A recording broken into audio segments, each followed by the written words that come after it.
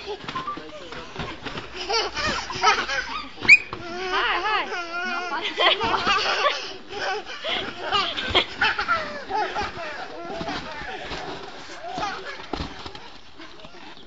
Am dus pe Filip la curs.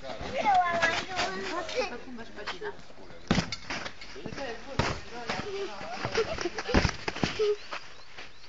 Ia tu și tu ai să sparge moală. Hai, acum faci un schimb, da? Eu cu ăsta. Îmi trece. Tu cu ăla.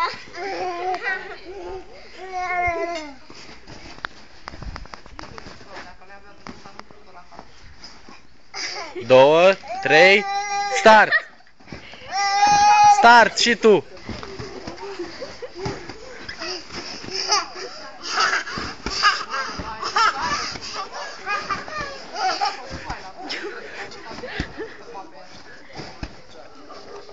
Nu mai poate. Ia porculești. Încă o dată.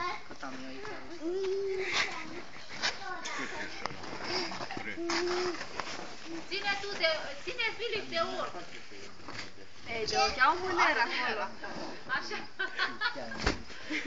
Nu mai vede unde merge. Trebuie să, dacă merg în real, să caut să văd dacă mai sunt și alte animale, să le tot Da, sigur. Hai, start! Câte animale. Dar știi ce e? Faci, tati, aici am